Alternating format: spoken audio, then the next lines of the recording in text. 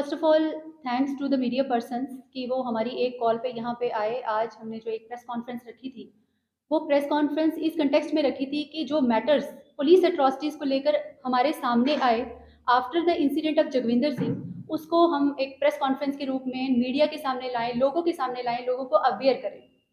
सबसे पहले यहाँ पे जो इंसिडेंट हुआ, बेसिक जहाँ से ये मसला शुरू हुआ, वो 28 मई को जगविंदर सिंह के साथ जो मारपीट पुलिस ने की बिना किसी रीज़न के, बिना किसी गलती के, उसके बाद जो ये मैटर हमने कंप्लेंट की फॉर्म में कोर्ट में डाला। जब ये मैटर हाईलाइट हुआ मीडिया में, तो उसके बाद हमारे पास एक एक करके जो है काफ़ी लोग आए। ये लोग जो पीछे बैठे हैं, इन लोगों ने हमें जब अपने मसले बताए तो हमें पता चला कि इससे पहले भी ये एट्रॉसिटीज़ होती रही। पुलिस एसएचओ जो उस टाइम थे रंजीत राव, उनकी तरफ से इन सब लोगों को इलेक्ट्रिक शॉक ट्रीटमेंट दिया गया विदाउट एनी क्राइम।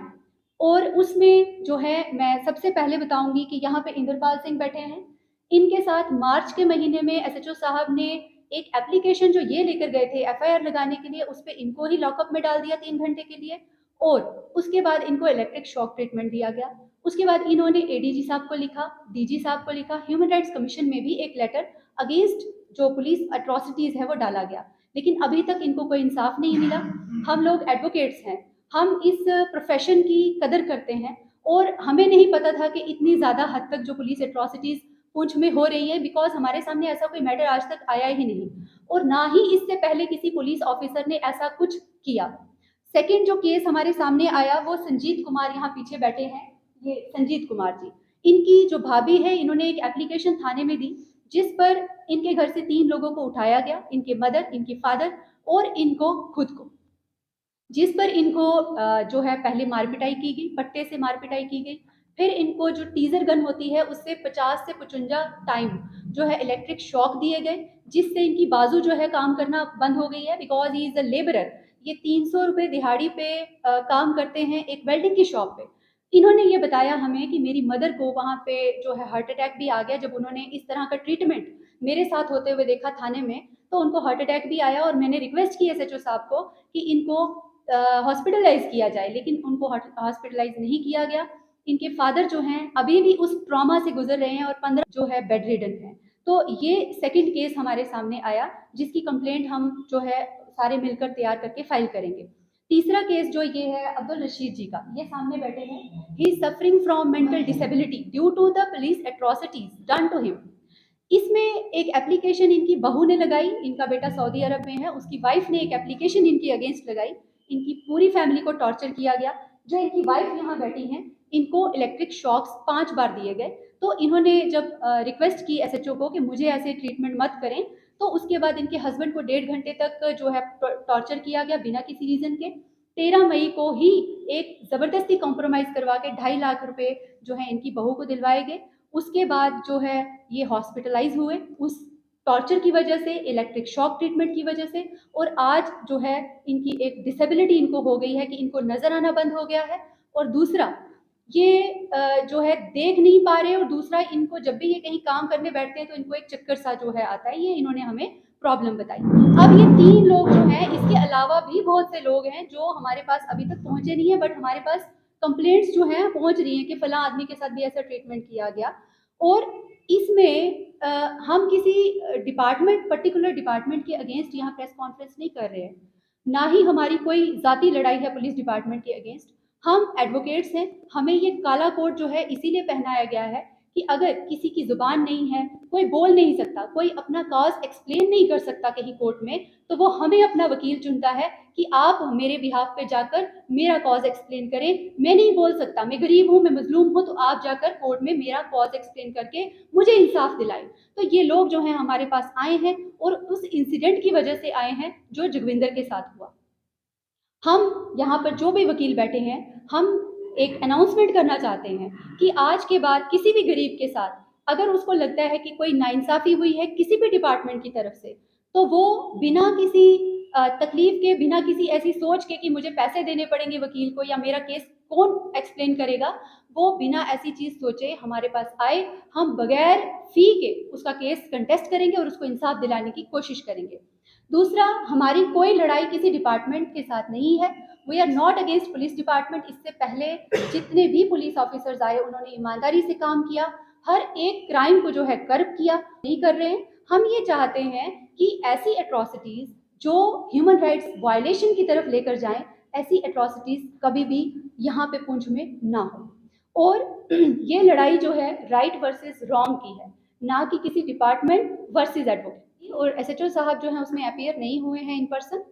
उसमें जो प्रेजेंट एसएचओ साहब हैं उनको कॉल किया गया था और उनको ये जिम्मेदारी दी गई कि नेक्स्ट डेट ऑफ हियरिंग पे आपने एसएचओ साहब को यहाँ हाजिर करना है। उसमें 2 एक्यूज जो हैं वो हाजिर हो गए। जैसा कि आपने बताया कि जो आपके साथी हैं उनकी मदद करें। जी, ये हमारे वाइस प्रेसिडेंट अबरार साहब यहाँ बैठे हैं, हमारी ऋषा बाली जी हैं यहाँ पे, ताहिर एडवोकेट ये एनजीओज को भी रिप्रेजेंट करते हैं, हमारे अवैस गनई साहब हैं, ये तो पॉलिटिकल पार्टी से भी बिलोंग करते हैं। हम सारे इसीलिए यहाँ बैठे हैं कि हम ये लोगों को कह सकें, लोगों को अवेयर कर सकें कि ये सोच के घर में मत छुप के बैठे कि हमारे साथ कुछ गलत हो गया तो हम खामोश होके बैठ जाएं, हम किसी को जाके ना कहें। क्योंकि एक गरीब आदमी यही सोचता है कि अगर मैं वकील के पास जाऊंगा तो वो पैसे मांगेगा, अगर मैं पुलिस के पास जाऊंगा तो वो मुझे दोबारा से मारेंगे पीटेंगे। लिहाजा ये चीज़ नहीं सोचनी है, आपने ये सोचना है कि कोर्ट में हम में से किसी के पास भी आए, इवन किसी भी एडवोकेट के पास जाएं, अगर इस तरह का कोई केस है जिसमें कोई फ़ी पे नहीं कर सकता, हम फ्री ऑफ कॉस्ट उसकी केस को कंटेस्ट करेंगे, उसको इंसाफ दिलाने की कोशिश करेंगे। देखिए सर, उसमें मैटर इंक्वायरी भी पेंडिंग है, उसमें ह्यूमन राइट्स के पास भी कंप्लेंट चली गई है, तो इंसाफ थोड़ा सा लेट मिलता है लेकिन मिलता ज़रूर है, ये बात कहीं भी डिनाई नहीं की जा सकती। तो हमें भी उम्मीद है कि जैसे मेरे ब्रदर के साथ हुआ, अगर वो मेरा ब्रदर नहीं भी होता तो वो किसी का ब्रदर ज़रूर होता, और अगर वो बीइंग अ नॉर्मल मैन भी हमारे पास आता तो हम में से कोई भी उठकर उसका केस ज़रूर कंटेस्ट करता और उसको इंसाफ ज़रूर दिलाता, और हमें उम्मीद है कि उसको इंसाफ ज़रूर मिलेगा। बैठे हैं, हम सब का वादा है कि इसी तरह से हम जो इंसाफ के लिए हमेशा लड़ते रहेंगे। बिल्कुल, ये 3 फाइल्स हैं मेरे पास। इसमें इनकी एप्लीकेशंस जिन पर इनको कॉल किया गया, जो ज़बरदस्ती इनसे पंचायतनामे लिखवाए गए और जो इनकी डिसेबिलिटी कॉज हुई है उसकी पर्टेनिंग मेरे पास पूरा मेडिकल रिकॉर्ड है। के लिए आज इस प्रेस कॉन्फ्रेंस को कॉल किया गया है। उसमें जो लोगों पर जुल्म व तशद्दुद पुलिस की तरफ से किए जाते हैं या किसी और महकमे की तरफ से किए जाते हैं, तो उस हवाले से मैं ये गुजारिश करूँगा कि आज से लगभग मुझे लगता है 3 या 4 साल पहले एक सुप्रीम कोर्ट की जजमेंट आई थी कि जितने भी पुलिस स्टेशन हैं उसमें सीसीटीवी कैमरा लगाए जाए, और आज तक उसका नफाज हमारे डिस्ट्रिक्ट में नहीं हुआ है। मैं जनाब एसएसपी साहब से और जो भी ज़िम्मेदारान हैं ज़िला में, उनसे ये गुजारिश करूँगा कि कम से कम थाने के अंदर आप सीसीटीवी कैमरा लगाएं ताकि लोगों पर जो अंधेरे में जुल्म किए जाते हैं उससे निजात मिल सके। दूसरी बात यह है कि जहाँ तक तो किसी को ये अख्तियार ही नहीं है कि कोई आदमी किसी को थाने में बुलाकर या कहीं और बुलाकर खुद मार पिटाई करे। इसके लिए कानून बना है, जो सज़ा देनी है वो अदालत ने देनी है। पुलिस का काम सिर्फ इतना है कि उसके मुतल्लिक जो है वो इन्वेस्टिगेशन करके कोर्ट में चालान पेश करें। अगर किसी ने गलत किया है तो कोर्ट उसके बाद देखेगा कि क्या उसने गलत किया है या नहीं किया है। अगर गलत किया है तो उसको सज़ा मिलेगी, नहीं किया है तो उसको बाइज़्ज़त बरी किया जाएगा।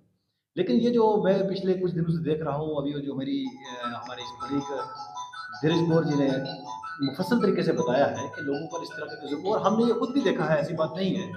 आज से 5-6 माह कबल यहाँ चंडीगढ़ में भी ऐसा वाक़या पेश आया था। चंडीगढ़ में भी ऐसा 5-6 माह कबल वाक़या पेश आया था कि लोगों को घर से उठाकर उनको पुलिस ने टार्चर किया था।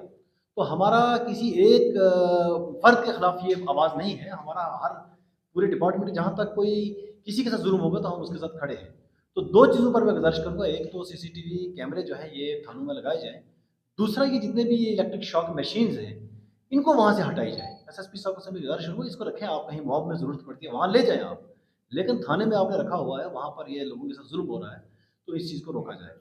बाकी जहाँ भी ये अगर कहीं किसी पर जुल्म होता है तो ये लोगों को हम ये अवेयर करना चाहते हैं कि आप अदालत में आएँ। अगर आप किसी वकील के पास नहीं जा सकते तो यहाँ पर डिस्ट्रिक्ट लीगल सर्विसेज अथॉरिटी का एक अलग दफ्तर है, तो वहाँ पर आप दरख्वास्त दे सकते हैं। तो वहाँ से उनको लीगल एड के ज़रिए भी वकील मिल सकते हैं। हम ये नहीं कहते कि आप हम ही के पास आएँ, लेकिन कहीं कहीं न कहीं जहाँ आपको जुल्म होता है तो आप सामने आएँ। आज तो हज़ारों एनजीओज़ हैं, ह्यूमन राइट्स की जो इसको प्रोटेक्ट करने के लिए कई ऑर्गेनाइजेशंस बनी हुई हैं ताकि किसी पर जुल्म ना हो। तो मैं ये गुज़ारिश करूँगा कि आप लोग हमारे पास यहाँ अदालत में आएँ, और अगर किसी से नाइंसाफ़ी हो रही है तो उसका इंसाफ ज़रूर मिलेगा। शुक्रिया बहुत।